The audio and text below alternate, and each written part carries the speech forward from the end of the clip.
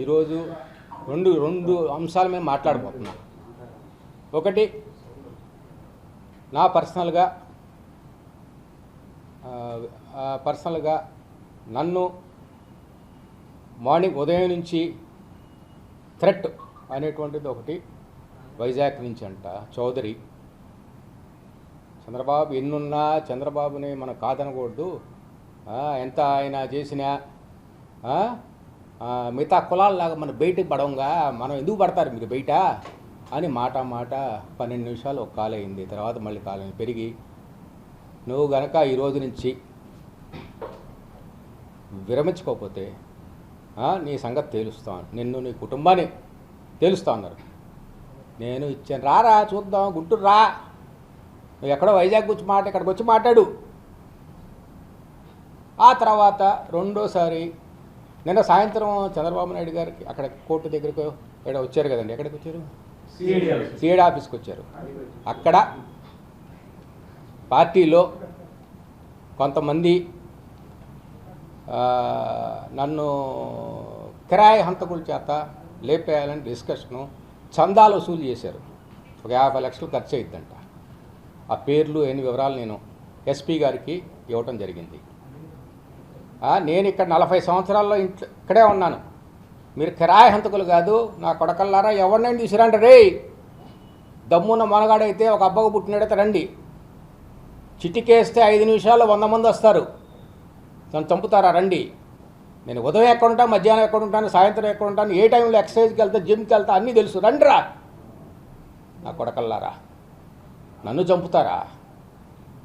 ఇది నా స్థానం, ఇంటి దగ్గర రండి, మీరు లేకపోతే నేను చెప్పిన వస్తా. అంత పిచ్చి నా కొడుకుని కాదు, నీ బెదిరింపులకి నేను భయపడను, నేను క్లియర్గా చెప్తున్నా. నేను దేనికి భయపడను, నేను తెగించాను. రెండోది, దాని గురించి కంప్లైంట్ ఇవ్వటం జరిగింది. ఎస్పీ గారు, డిఎస్పీ గారు అందరూ సహకరించారు. మీరు ఇన్వెస్టిగేషన్ చేసి చట్ట ప్రకారం ఏం చేయాలో చేయండి. ఇట్లా ఉంది. ఇంకొక ముఖ్యమైన మాట చెప్పాను, నా ప్రాణానికి ఏమైనా అయితే నారా లోకేషే బాధ్యత అని స్టేట్మెంట్ ఇస్తున్నా, మీ అందరూ చూపిస్తున్నా. నా ప్రాణానికి ఏమైనా అయితే నారా లోకేష్ బాధ్యత అని నేను పోలీసుకి స్టేట్మెంట్ ఇస్తున్నా. రావయ్యా, నువ్వు ఎక్కడో కూర్చుంటావు, రా, ఎక్కడ కూర్చున్నావు, కలెక్షన్ అయ్యింది, రా, చాలు రా, ఏం చేస్తావు చెయ్యి.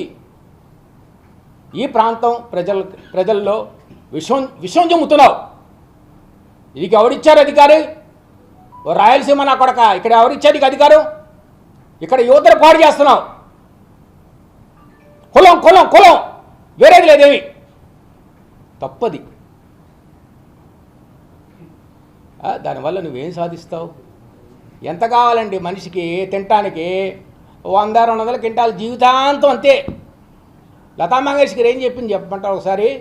నా దగ్గర అన్నీ ఉన్నాయి, నేను హాస్పిటల్ బెడ్ మీద ఉన్నాను, నేను అనుభవించలేకపోతున్నాను, నేను చాలా బాధపడుతూ వెళ్ళిపోయిందమ్మా, డబ్బులు విపరీతంగా ఉన్నాయి, నేను తినలేను, నేను తాగలేను, నా ఐసీయూలో వెంటిలేటర్ ఉన్నారు. ఆ చివరి రోజులు ఆమె చెప్పిన మాట అది. ఎంత కావాలండి మనకి ఒక కుటుంబం నడవటానికి? ఎంత కావాలి? ఒక లిమిట్ ఉందా? మిమ్మల్ని నమ్మారు, పార్టీ నమ్మారు, ఎన్టీ రామారావు నమ్మొచ్చారు. నమ్మొచ్చినప్పుడు మీరు ప్రజల కోసం చేసేవాళ్ళు అయితే ఎన్టీ రామారావు ఎట్లా ఇచ్చారండి? టికెట్లు ఎట్లా ఇచ్చారు? డబ్బులు తీసుకొని ఇచ్చారా? చెప్పవయ్యా లోకేష్, నువ్వు ఆయన మనవడి. ఇక్కడ మా నాన్న 40 సంవత్సరాల నుంచి రాజకీయాలు ఉన్నారు. నేను చేయాలంటే ఎన్నైనా చేయొచ్చు అవినీతులు. ఒక్క రిమార్క్ చూపించాయా? ఒక్క రిమార్క్ చూపించు.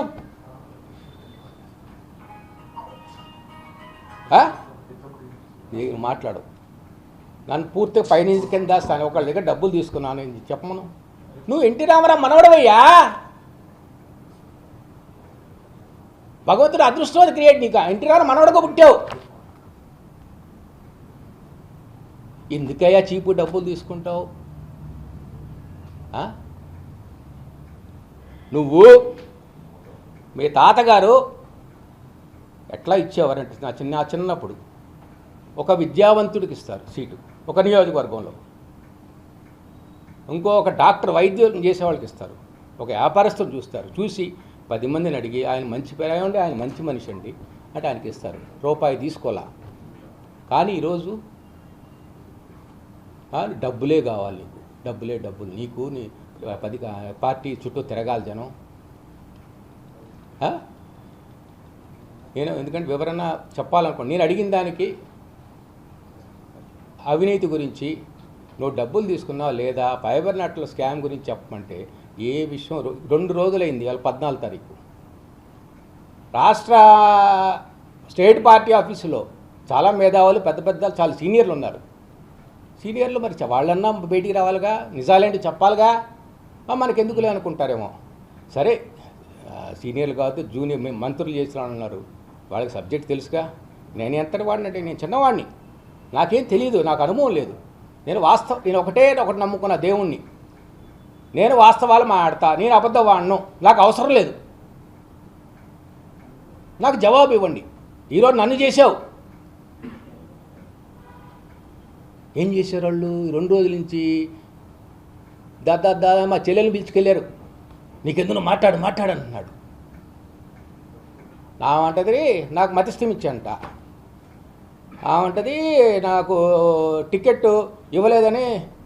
వాళ్ళు నీ టికెట్ ఎవడగల బొచ్చు టికెట్, తెలుగుదేశం టికెట్ తీసుకుని అంటే పిచ్చినా కొడుకులు, గెలవదు. అరే నిన్న కాక మొన్న పార్సార్థి గారి దగ్గర తలా 10 కోట్లు ఇస్తున్నారుగా, బోడే ప్రసాద్ గారు పాపం నమ్మారు. ఆయన నమ్మి 4 ఏళ్ళు 5 ఏళ్ళు పనిచేశాడు. నీకు కళ్ళ మందలు కనపడుతుందండి. పొద్దున్న 10ంటికి ఏమన్నా బాబు గారిని కలుగుతారు, సాయంత్రం 4ంటికి ఏమన్నా ఈయన్ని. యోగళం ఆప్ చేసేది ఏంటి ఆయన? అరే come on talk, why don't you talk? నువ్వెందుకు చెప్పరు, ఎందుకు మాట్లాడవు, నీకెందుకు భయం? ఇప్పుడు మా కుటుంబం అన్నావు, వైఎస్ వివేకానంద రెడ్డి గారిని ఇట్లాగా చేసావు, జగన్మోహన్ రెడ్డి ఇట్టా చేసావు, కేసీఆర్ నాని వాళ్ళ కుటుంబం ఇట్టా చేసావు. నేను ఒంటరి వాడిని అని చెప్తున్నా మొట్టమొదటి నుంచి. ఆమె వచ్చి మా సిస్టరు మొట్టమొదటి 2 పెళ్ళి అయినాయి, మరి 3వది కూడా నాకు తెలియదు. అది 2వ పెళ్ళికి మాత్రం వెళ్ళాను, కుటుంబంలో అందరం ఒకటే కాబట్టి వెళ్ళాం. మా రోజు మా డాక్టర్ శ్రీనివాస్ గారి దగ్గరికి వెళ్ళారంట, వెళ్ళి మరి ఏం చెప్పారో తెలీదు. ఏం చెప్పినా నా గురించి చెప్పుకోమనండి. ఈ రోజు నుంచి రాయపాటి శైలజ గురించి నేనేం మాట్లాడను, దయచేసి. ఆమె ఏం చెప్పుకుంటా నేను వెదవనో కుక్కనో పందినో అనుకోమనండి. మా 70 పెద్ద కుటుంబం అండి, 70 మంది ఉన్నారు, అందరిని తీసుకొని ఊరేగమనం. నేనేమన్నా నీ కుటుంబం నాతో ఉందని చెప్పాను, మీరందరూ మీడియా సాక్షి. మొన్న ఏమన్నాను, నేను ఒక్కడనే అన్నా లేదు చెప్పండి, నేను ఒక్కడనే, నాకెవరు లేరు. వయసు అయిపోయింది అనుకోండి, లేకపోతే వాళ్ళ పార్టీ ఇష్టం లేదనుకోని ఏమైనా అనుకోండి, నేను ఒక్కడనే. మా చిన్నాన్న చెప్పాను, ఆయన చెప్పలే అన్నాడు, నేను నో కామెంట్. ఇప్పుడు ఆమె మాట్లాడిందని నేను మాట్లాడతా, రేపు ఆమె మాట్లాడుతుంది, మళ్ళీ నేను మాట్లాడాలి. అంటే ఒక సీరియల్ రన్ అయ్యిద్ది. ఒక కుటుంబం గురించి సీరియల్ రన్ చేయాలని చంద్రబాబు నాయుడు పైనుంచి కూర్చొని ఆహాహాహా అన్నాడు. నేను అడిగిన దానికి చెప్పయ్యా అన్న, నేను టికెట్ ఆశించాను అమ్మాయి చెప్పింది. నేను టికెట్ ఆశించలా, నేను వద్దనుకొని కూర్చున్నా, ఇంట్లోనే కూర్చున్నా. పార్టీ గడప తక్కలేదు. ఆ యోగాలోకి నేను ఒక్క రోజు పరామర్శంగా వెళ్ళలేదు. నేనంత కమిట్మెంట్గా ఉన్నా. మా నాన్నగారిని చూసి ఆగాను, పెద్దలను గౌరవించి ఆగా, మనం వద్దు అన్నా. నువ్వేం చేస్తున్నావు? జేఏసీలో యాక్టివ్గా పార్టిసిపేట్ చేసావు, డబ్బులు ఏం చేసావు నాకు చెప్పక్కర్లా. నేను ఒక సంచలన వార్త చెప్తున్నా. జేఏసీ చంద్రబాబు నాయుడు గారి చేత స్థాపించబడినది. ఆయన డోలుతోటి డబ్బులు తీసుకొని కానీ ఎంతమంది పాపం నిజంగా దారి పొడుగుతా వాళ్ళకి భోజనాలు అన్నీ చేశారు. వీళ్ళకి ఎంత డబ్బులు వచ్చినాయి? నువ్వు పుస్తకాలు రాసావా? పలానా వ్యక్తి ఇంత ఇచ్చారు, పలానా వ్యక్తి ఇంత బంగారం ఇచ్చాను రాసావా? చూపించు, మీడియాకు చూపించు. నీ నిజాయితీ నిరూపించుకో. బాబు గారు ఎంత వాటా, లోకేష్కి ఎంత వాటా. నీకు అంత ఇష్టం ఉంటే పోయి అక్కడే ఉండు. నువ్వు ఇప్పుడు వస్తే ఇక్కడ లేవు, అక్కడే ఉండు. కానీ ఖబర్దార్, నువ్వు నన్ను ఏమైనా తిట్టు అమ్మా, మనందరం ఒకే బ్లడ్ రిలేషన్, ఏమైనా తిట్టు, నో ప్రాబ్లం. నేను చేసే ప్రవర్తన బాగాలేదంట, నేను ఉన్నట్టు అడుగుతున్నా, సమాధానం చెప్పాల్సి వాళ్ళు. నువ్వేంది సమాధానం చెప్పాల్సి వాళ్ళు? అసలు నీకేంటి ఇంట్రెస్టు? నా ప్రవర్తన బాగాలేదు అంతేకాదండి. ఏమన్నా అడగండి మీరు, ఆమె ఏముందో నాకు తెలీదు. మీరు ఆమె ఏముందో అందరు కలిసి ఒకసారి అడగండి. ఇంక ఈ రోజుతోటి నేను రాయపాటి శైలజ గురించి నేను మాట్లాడను.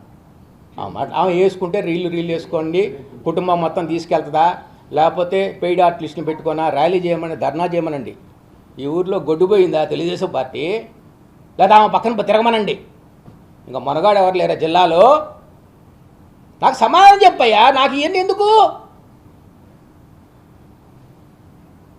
నాకు సమాధానం చెప్పు, అవినీతి గురించి చెప్పు. రా, నీ నియోజకవర్గంలో దేవుడి దగ్గర దండం పెడతారా, ఇద్దరం కలిసి ఒట్టేద్దారా? నువ్వు తీసుకోలేని చెప్పు, నీకు వంగి నమస్కారం పెడతాను. Lokesh, this is my challenge. నువ్వు గెలవు అక్కడ. ఈరోజు ఎంతమంది ఫోన్ చేస్తున్నారండి, పద్మశాలీలు, అక్కడ ఉండేవాళ్ళు పెద్ద నాయకులు ఎంతమంది ఫోన్ చేశారు. ఏమండి మా కళ్ళు తెరిపించారండి. మీరు చెప్పేది 100% నిజమండి. రండి సార్ అండి, వస్తానమ్మా, సమయం వచ్చినప్పుడు వస్తాను, ప్లీజ్ ఇప్పుడు నేను రాలేని పరిస్థితి అని చెప్పా. ఒకటే మాట చెప్తున్నాను, రాయపాటి శైలజ మీరు ఏం చెప్తున్నా, మీరు ఏం రాసుకున్నా ఐ డోంట్ కేర్. హుయిషి ఇంటి పేరేంటి? 3 సార్లు మారిన ఇంటి పేరు, ఇప్పుడు అసలు ఇంటి పేరేంటి? ఇంకా రాయపాటితో కంటిన్యూ అవుతుందా? పుట్టింటి పేరుతోనే కంటిన్యూ అవుతుందా? ఇప్పుడు ఆ ముగ్గురులో ఏ సెలెక్ట్ చేసుకుంది? 3 ఇంటి పేర్లలో చెప్పమనమ్మా. ఇది నాగా ప్రతి మనిషికి వచ్చే డౌట్ ఇది.